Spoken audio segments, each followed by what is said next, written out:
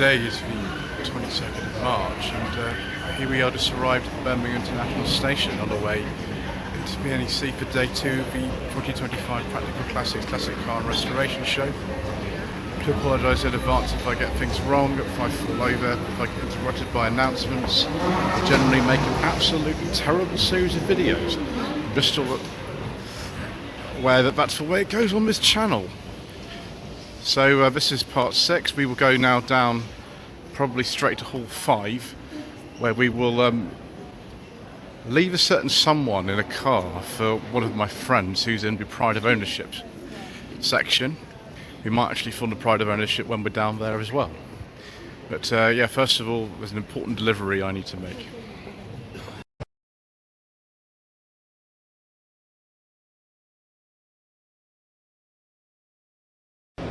Lloyd Vehicle Consulting. Still not sponsored by Lancaster Insurance. Maybe one day.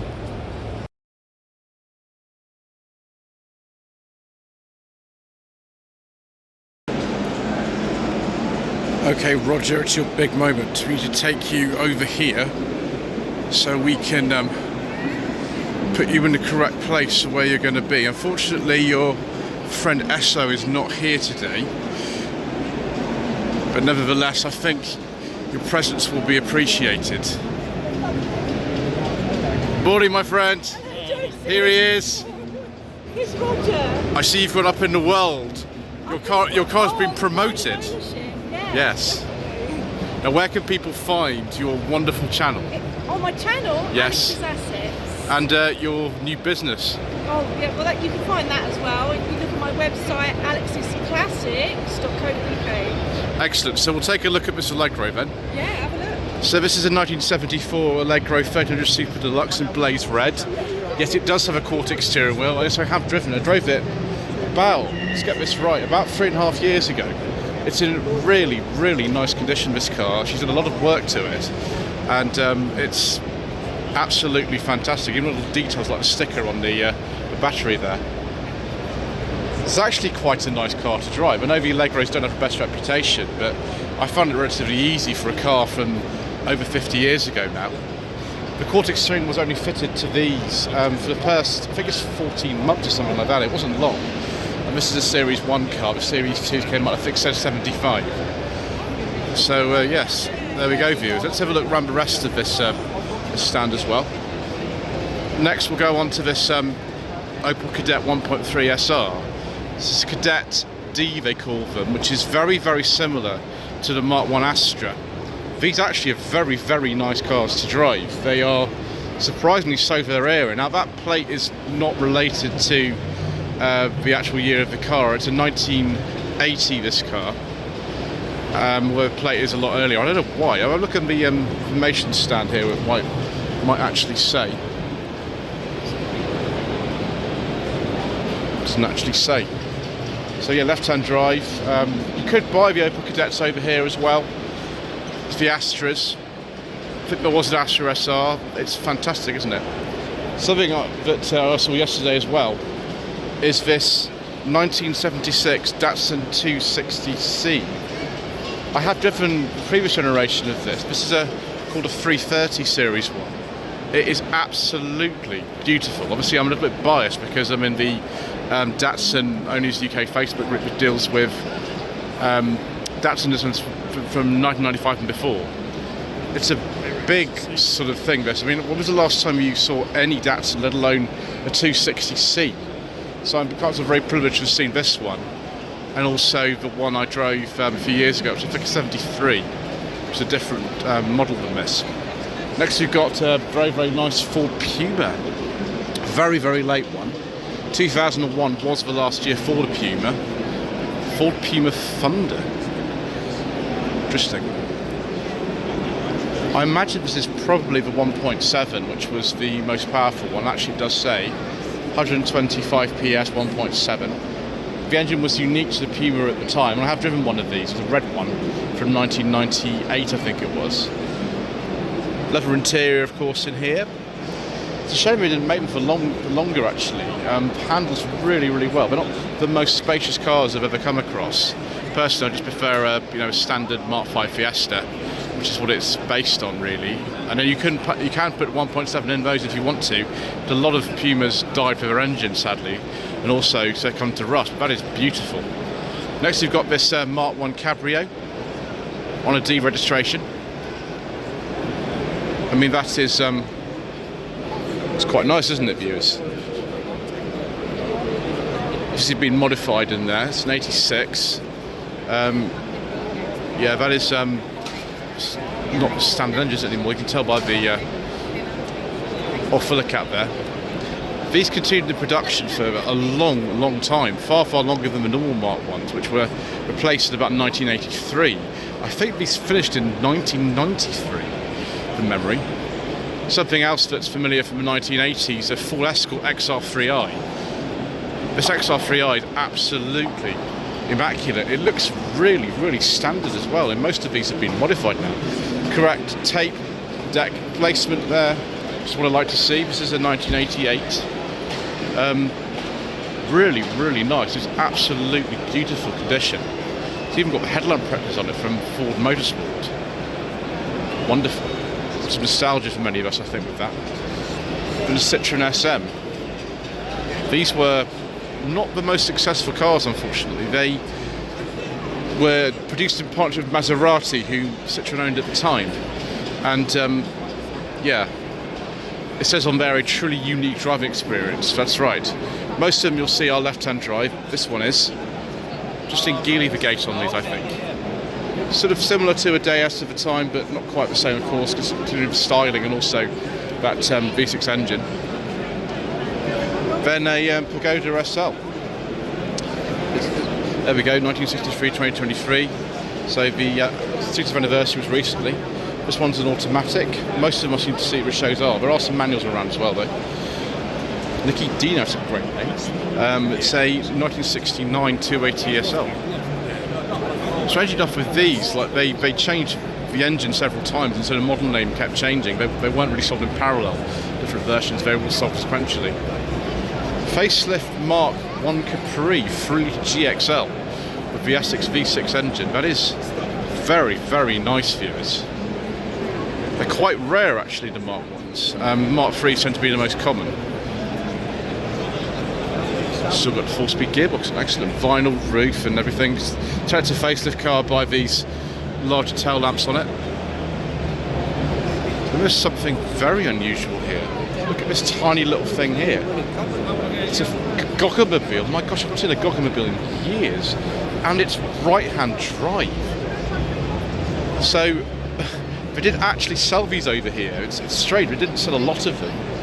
But there we go, it's a 1961 T700 Royal Izzard. The last time we saw one of these was in Germany. I haven't seen one in this country, like, ever. You could also buy Borgwards as well in this country at around the same time. But that's one rare thing, that. Then we've got a Toyota Celica. It's late for this generation because the final one came in 99 it was, so very late, this one. One of the last of this shape, which is 99. This was purchased for £1,250. I doubt it's worth that now. Fabulous. Having driven a Celica recently, around 88 Celica, I would like to try another one, actually. Yeah, very nice. 1960 Morris Mini Minor. Very early one then. They stopped being called the Minor in 61, so it wasn't for long. It's a very early car. Choke on the floor and things like that. There we go. The early Minis tend to be worth quite a lot of money. Obviously we'll find out when those we saw at the auction yesterday go through today and tomorrow. Next, a Vauxhall Nova Saloon. Yes, a Nova Saloon. I've actually driven a Nova Saloon. It wasn't modified like this one. It was the standard 91 1-litre trip, which is very basic. This one has had 1.6 engine fitted. It's been modified a bit. It's a bit fast. It's probably like a 1.2 originally, I would imagine, something like this. But yeah, two-door Nova Saloon. When was the last time you saw one of those? Next we have something that's even more modified. This is a 2010 Focus RS by Mountune, which has an awful lot of power, a lot more than even that Nova does. This colour was sort of classic, wasn't it, back in the day? Now these cars aren't particularly old, it's about 15 years old, this car, but they have a real following. They are very, very expensive cars. It's got the Volvo 5-cylinder white block in it, but with a big turbo. Crazy. I mean, something that's dear to my heart, again, because the same age approximately as my Sonny, is this Micra 1.2 GSX, which was towards the top of a range of the K10 Micra back in the day. This is a final facelift car. Still quite basic, like kind of, you don't get an awful lot. You don't really get a lot at all. You don't even get a rev counter. This is an automatic one. A lot of them actually were back in the day. Strangely enough, a 1 litre 1.2 engines in these are not the same as the engines in the N13 Sunny, which is a 1 litre 1.3 series. Yeah, it's an 89 as well, 56,000 miles. That is wonderful. I remember these were around an awful lot, but not anymore, of course. So we need to have a look at this Lotus Esprit Turbo, I think. Very, very 80s looking. You see how the car had evolved between the Spy Love Me in 1977 and this car on a B plate from 1984. Looks a bit different, doesn't it? I always think they look a bit cramped for something like that. But, there we go. Then next we've got the E46 BMW 325i Cabriolet. That looks, again, remarkably straight and original. Wow. 6-cylinder engine, grey leather interior, manual. That's a lot of fun, then, won't it, the manual gearbox and 6-cylinder engine. Next we'll look at this Peugeot 106 GTI. This is the nicest 106 GTI I think I've ever seen. I've seen quite a few. About 120 horsepower from this 1.6 TU engine. Very, very good chassis on these. The only thing is the pedal boxes I find very cramped on them. My gosh, the gentleman had this car since he was 17 years old. There's some kind of bonnet structure to that, but other than that, it just looks really, really clean. Lots of work going to that, isn't it? Then we've got a Renault 5 GT Turbo, because why not? One of these in the auction this weekend as well. We saw that in one of the previous parts. Much, much faster than the Campus that I drove in 2020, I think it was, in 94. This is in 1990. That is beautiful, isn't it? It's absolutely superb. But next, something that was always dear to my heart, an MGF. This is a late one, it's a Trophy 160 in Trophy Yellow is the name of the colour as well. I've driven a few of these. In fact, I drove one of these for about a week last year. It wasn't a 160, it was just a standard 1.8. But yeah, it was fun. That looks, again, absolutely immaculate.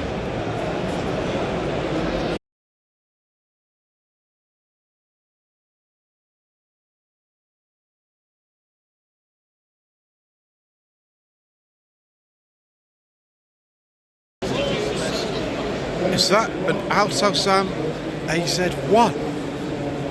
Wow. My gosh, viewers, these were Japanese domestic market only. They were made in the early 90s. Altozam was a brand of Mazda. Mazda decided to, for reasons best known to themselves, which didn't go very well, expand their market presence by creating some new brand. One was Unos, another Altozam, and I think Ifini. And here we go, yeah, AZ1. Midship, double overhead can turbo, exciting micro coupe. I can barely get in there, viewers. There we go, something nice and rare. And we have the mini pickup. That's probably, what, from about the late 70s, isn't it? I would have thought. Don't know entirely because of the plate being covered up. Why don't we next go on to see some Wolseleys, viewers. Let's have a look at some Wolseleys whilst we're here. actually get round to people. It's a bit busier than yesterday 'cause it's Saturday rather than a Friday. Some very old Wolseleys here. This is a 1550. Don't exactly know what year that is. It tells you here when they were made. It doesn't say exactly with this one. It's very nice. I'm not going to open it. I must resist the temptation to do that because we're not in the auction anymore. Very similar to an MG Magnet. And we've got I think this is the earlier version, the 444, in sort of police car colour. So many Wolseleys back in the day were police cars. There we go, yeah, it's got a smaller engine. Just needs a little bell and a flashing light to it, doesn't it? Then we've got 1500 here. These were based on the Morris Minor with a much more powerful engine. This is a Mark III.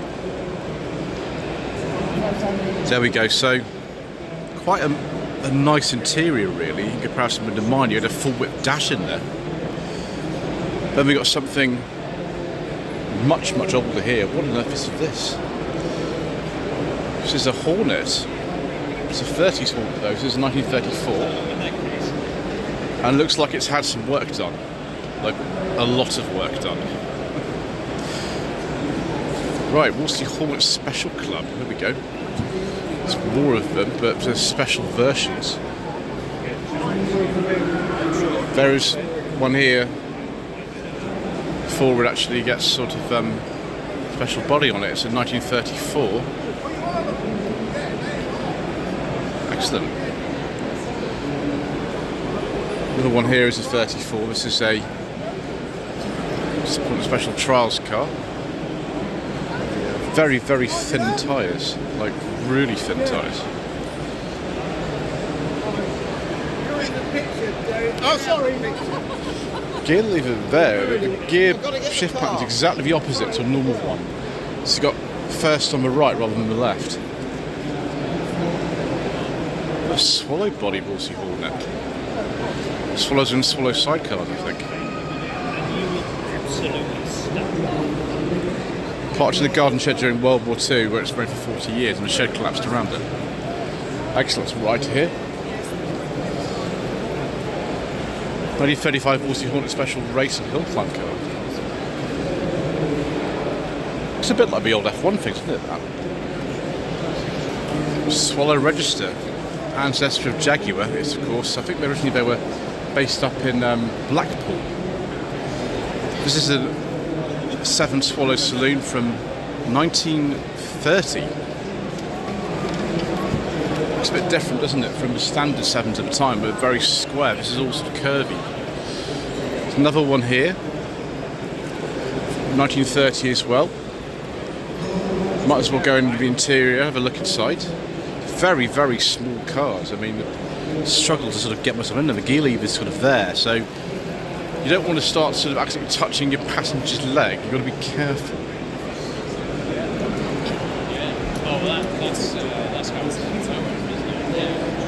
We've got a bit of work going on, a bit of attention to that cylinder head there, I think. Is it the block? No, it's a head. Another Swallow here. In fact, that is beautiful, isn't it? They're both beautiful. A bit tricky to drive for someone like me because I am not good at driving old car series, but so we don't do that sort of thing on the channel really. The oldest car I've driven is 61, so you know, that probably some people is quite new, but for me that is over 20 years before I was born. So there we are. So this is the Enthusiasts British Motor Vehicle stand. We built before 1985. We've got a problem here. This car is from 1995, so somehow this is on here. Although I suppose technically this is kind of just a modified MGB, so we'll let them get away with that. Particularly because this car is dark green with a beige leather interior and wood. I do like a nice beige leather interior, viewers. That is rather nice. I'm very partial to the old RV8s. but you can see bits of Land Rover and Rover switchgear, and I think those vents are off the Metro and things like that, but it doesn't matter. Still a very, very handsome car indeed, so we'll let it go over that. Next we've got something's definitely eligible. This is a very, very late Austin Sprite, not a Mark Healy Sprite, a Sprite. This one is a late registration, but discontinued in 1971. So that is a 72, so it's one of the absolute last of them. Very, very late one. It is very nice, very similar to a midget, of course. In this case, the square arch Mark III midget, perhaps, this type. Again, we're going to excuse this 1993 Jaguar XJ30 by Proteus, because, well, most of these were made in the 60s. This is, I don't know, a continuation car, but to all intents and purposes, it really is a 60s car. I don't know how much this is worth. It's quite a lot, I just think. 6 litre, there's 5.9 engine in there. Wow. You can see why it's roped off, so you don't get any scratches and nasty things on it. Another MG here, coincidentally an MGB. This is 65, so it's not one of the earliest with the pull door handles, but it is very, very nice. So the Austin County's Car Club is here. This is an Austin A40 Sport. They were bodied by Jensen. Does it even have a particular year on it? It doesn't actually say. It was exported to America, left-hand drive. It's found in a barn in Pennsylvania in the 1990s, and then to Rhode Island. This is supposed to be an early one. This. It's got the floor change, so it'd be sort of 50-51. Next, we've got one of these vans. Is this an A30 or an A35? The vans are far, far harder to differentiate than these saloons are. Much, much harder to differentiate. 63, okay, 63, so it is an A35. And we've got this little chap here.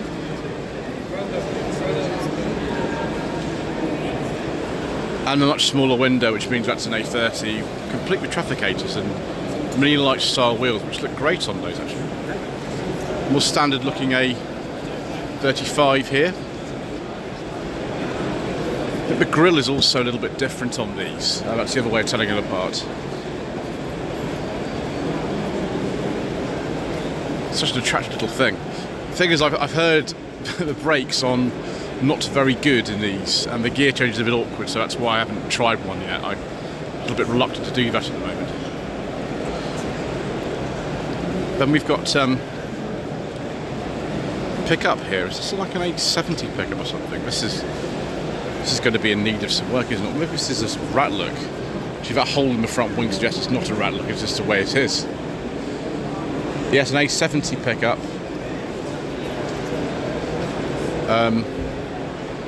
It's discovered in a paddock in Australia and had been used for shotgun practice. Crazy. And here's an A90 Atlantic. Very handsome cars, meant to break into the American market, but very, very unsuccessful, unfortunately, at the time. It's a shame because they're beautiful things. So that is a 1953 car. Just awaiting some bits, but it looks very good. So got the Alvis club here. 1949 Alvis TA14. Yeah, there's actually one of these in the Lost Classic Car Club, although it doesn't look like this. That is going to need some work. It's like a full, absolute restoration, isn't it? Crazy. Then we've got this one here that's a bit more complete. Woody. Another TA14 Woody. There's some fabric on there, am I wrong? I don't really want to touch it. Could just be the paint's really kind of matte on this. It's a 47.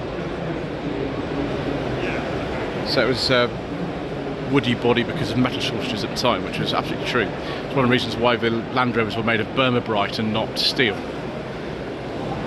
This will be a bit older, won't it?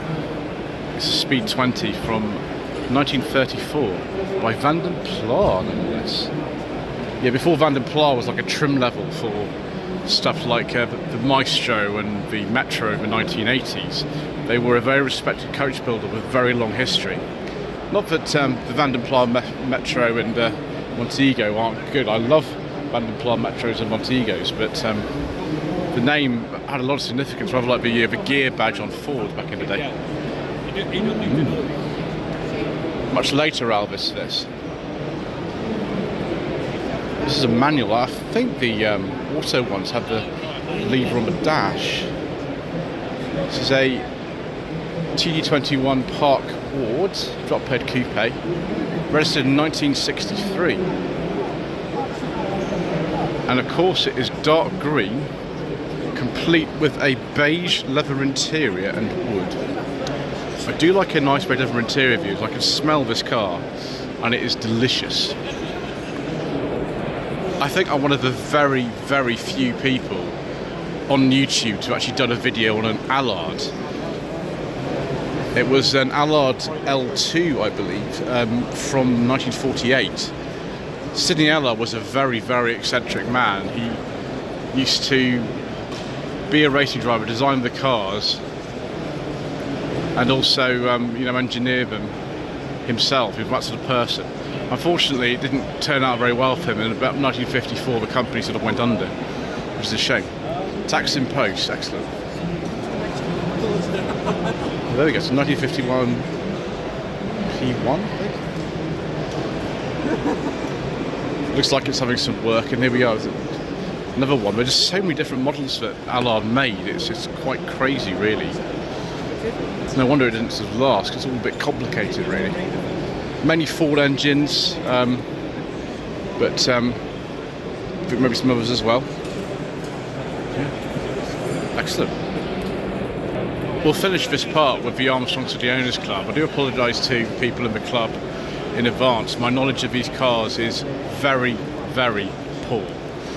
So if I get things wrong, then you'll know why. Very late Armstrong City this, a 59 Star Sapphire. Very, very beautiful, luxurious car, built not very far from here at all, actually. The shame they went under, but they sort of disappeared in 1960. About the same time that Daimler got taken over by Jaguar. Unfortunately, Armstrong couldn't have the same luxury. They didn't get taken over by anybody. So this is a bit earlier, this one. This is a Typhoon from 1949. We're doing a vinyl roof on that. That looks like another Star Sapphire, something similar. Oh gosh, viewers, have we got something special in here? Yes, we have. I'm not going to open the door, we'll go through the window. But I think we've got a beige leather interior with wooden piping. Yeah, this is an earlier version of Star Sapphire, but the rear is a little bit different. Yes, viewers, a beige leather interior with wooden piping. Oh, that is nice. I like that very much, viewers. I wonder what Armstrong City would be making if they were in business today. Finally, we've got this 1932 12 horsepower motor chassis, pre-selected gearbox. That's going to probably not be finished by the end of tomorrow, I think.